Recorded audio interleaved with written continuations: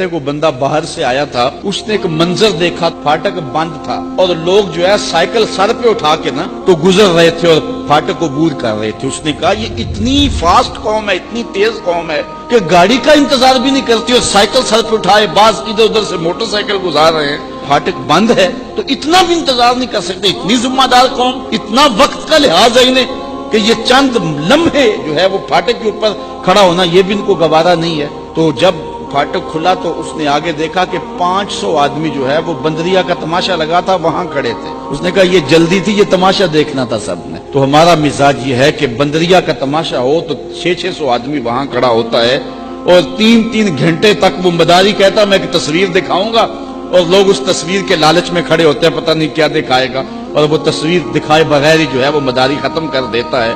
और हम इतने फारिग हैं, ये कभी इलेक्शन का ड्रामा चलता है तो इन सियासतदानों के जो इलेक्शन हाल होते हैं ये हमारे वजूद से भरे हुए होते हैं, उन्हें मुफ्त के बंदे मिले हुए होते हैं। 500 आदमी एक इलेक्शन हाल पे बैठा हुआ है और शाम से बैठा हुआ है, सारी तक बैठा हुआ है, तबसरा क्या हो रहा है, जीतेगा कौन हारेगा कौन। और मियाँ जो भी जीतेगा लूटे गई, तुम्हें क्या गरज, क्या क्या हो रहा है, हम अपना कीमती वक्त कहाँ बर्बाद कर रहे हैं। अपने वक्त की कदर करें, वक्त तो गुजर रहा है, चाहे सो के गुजार दें, चाहे गफलत में गुजार दें, चाहे ऐशो इशरत में गुजार दें, चाहे जिक्र इलाही में गुजार दें। इसकी मिसाल चक्की की तरह है कि चक्की चल रही है, अगर उसके अंदर गाला डाल देंगे तो वो अब दानों को पीस देगी, और अगर नहीं डालेंगे तो फिर भी वो चलती चली जा रही है, खाली चली जा रही है। तो ये जिंदगी का जो मीटर चल रहा है ना सांसों का, ये तो चलता ही जा रहा है। ये सोए हैं तब भी चल रहा है, बेहोश है तब भी चल रहा है। ये नहीं है कि जो जिंदगी दी गई है बेहोशी के लम्हे निकाल लिए जाएंगे या जो सो के गुजारे हैं वो निकाल लिए जाएंगे, नहीं। ये जिंदगी का मीटर मुसलसल चल रहा है और हम लम्हा लम्हा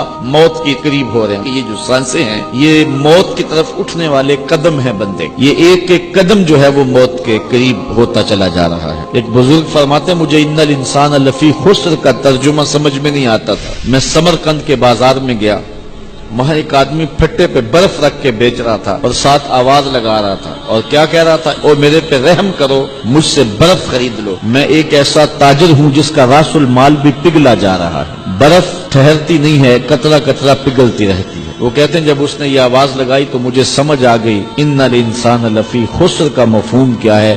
जिस तरह सांसें पिघलती जा रही हैं इस तरह जिंदगी भी पिघलती जा रही है। अब जो जिंदगी है ये तो जो मखसूस समय दी गई है वो तो गुजर जानी है, एक लम्हा उसने नहीं ठहरना। इंसान इन जिंदगी के सांसों के बदले नेकियां कमा ले, हर सांस के बदले इस्तिग़फ़ार पढ़ ले, दरूद पढ़ ले, अल्हम्दुलिल्लाह कह ले, सुभान अल्लाह पढ़ ले, तहमीद तस्बीह तहलील पढ़ ले, तो ये सांसें काम आ गई। वरना बर्फ के पिघलते हुए कतरों की तरह जिंदगी सांस सांस करके टूट रही है और मैं और आप लम्हा लम्हा मौत के करीब हो रहे हैं। और यहाँ पर हजरत शेख खतली का एक कौल आपके सामने रखूंगा। फरमाने लगे दुनिया एक दिन है, ये इतनी लंबी कायनात, ये दुनिया एक दिन की जिंदगी है और हमने इस एक दिन में रोजा रखा हुआ है। रोजा रख के हम जिंदगी गुजार देंगे। जिस तरह रोजादार हर बुरे काम से बचता है और एहतियात से दिन काटता है, और जब असर वेला आता है तो उसकी एहतियात और बढ़ जाती है, वो वुजू भी ध्यान से करता है कि कोई कतरा हलक से नीचे टपक न जाए और सारे दिन की मेहनत न चली जाए।